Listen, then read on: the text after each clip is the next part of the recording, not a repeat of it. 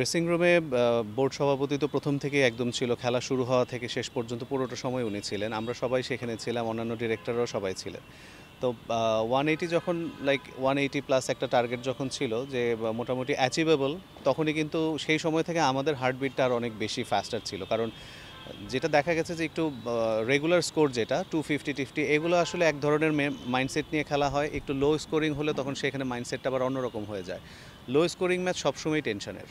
তো যখনই low scoring হয়ে যায়, একটু কনফিডেন্সটা বেশি হয়ে যায় যে আমরা হয়তো অ্যাচিভেবল, আমরা পারবো, তখনই আসলে ভুলগুলো হতে থাকে। তো সেইটা চিন্তা করে আমরা প্রথম থেকে সবাই খুব টেনশনে ছিলাম।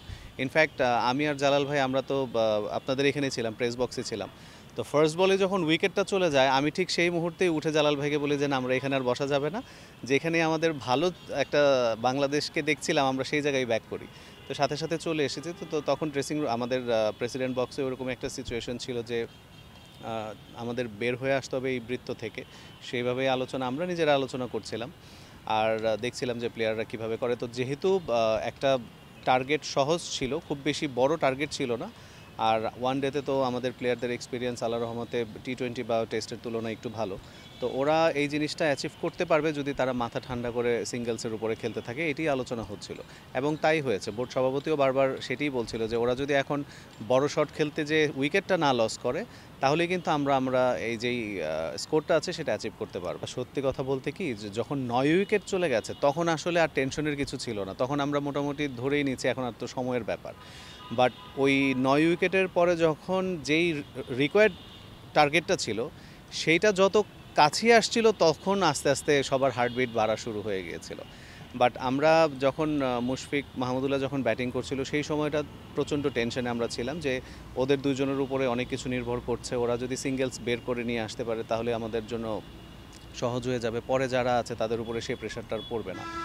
তো যখন ওরা দুজন আউট হয়ে গেল তখন আসলে আমাদের হার্টবিট, সবার হার্টবিটটা অনেক বেশি হাই হয়ে গিয়েছিল এবং শুধু আমাদের না, আমি বলবো সারা নেশনস যারা আছে তারা সবাই মোটামুটি হাল ছেড়ে দেওয়ার মতো অবস্থা হয়ে গেছে যখন 8 উইকেট চলে গেছে। তো ইম্প্যাক্ট ক্রিকেট আসলে সব জায়গাটাইতে দরকার। ইম্প্যাক্ট ক্রিকেট বলতে শ্রীরাম তখন কি বুঝিয়েছিলেন সেটা নিয়ে অনেক কথা হয়েছে।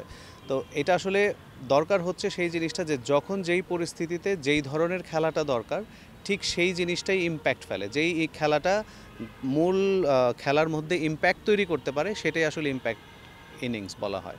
তো ওই জায়গাটা আমাদের এখানে এরকমই একটা দরকার ছিল। মিরাজ কালকে যেটি করেছে আনবিলিভেবল বলবো, কারণ বিশ্বের 1 নম্বর দল যারা, তাদের সাথে এই ধরনের সিচুয়েশনে এই ধরনের সাহসী একটা ইনিংস খেলা, এটা অবশ্যই অনেক বড় একটা ব্যাপার। এটা আমরা যদি আফগানিস্তানের সাথে খেলতাম বা শ্রীলঙ্কার সাথে খেলতাম, ওয়েস্ট ইন্ডিজের সাথে খেলতাম, তাহলে সেইখানে যতটুকু সাহসিকতা বোঝানো হতো, ইন্ডিয়ার সাথে সেই জিনিসটা কিন্তু অনেক সাহসিকতা আর অনেক বেশি বোঝানো যায়, আসলে বলা যায় ওই ক্ষেত্রে। তো এটা একটা অসাধারণ ইনিংস ছিল ওর, এবং আমাদের আসলে এই বিশ্বাসটাই দরকার ছিল প্লেয়ারদের যে আমরা পারি। আমাদের যে প্লেয়ার আছে তারা কিন্তু ইন্টারন্যাশনাল ক্যাটাগরির প্লেয়ারই সবাই, বাট আমাদের ভেতরে এই বিশ্বাসটা সবচেয়ে বেশি ইম্পর্টেন্ট ছিল যে আমরা এই সিচুয়েশন ওভারকাম করতে পারি। কারণ এর আগে অনেকগুলো ক্লোজ ম্যাচ আমরা খুব একদম জিততে জিততে হেরে গিয়েছি। তো এই ধরনের ম্যাচগুলো যদি সবসময় আমরা হারি, তখন কিন্তু আত্মবিশ্বাস একদম তলানিতে চলে আসে। তো এই সিচুয়েশনে আমরা যে বের হয়ে আসতে পারি, আমরা যে এখানে জবাব দিতে পারি, এই এই বিশ্বাসটাই আমাদের প্লেয়ারদের দরকার ছিল। আশা করি ইনশাল্লাহ এটা থেকে মনোবল ওদের আরও বেশি চাঙ্গা হবে এবং নেক্সট যেই দুটো ম্যাচ আছে, এটাই তো শেষ না, মাত্র শুরু, এটা জিতেছি, নেক্সট ম্যাচটা অনেক ইম্পর্টেন্ট। তো সিরিজটা আমাদের নেওয়া যায় কিনা সেভাবে আমাদের প্লেয়াররা চিন্তা করে খেলবে। দুটো কোশ্চেন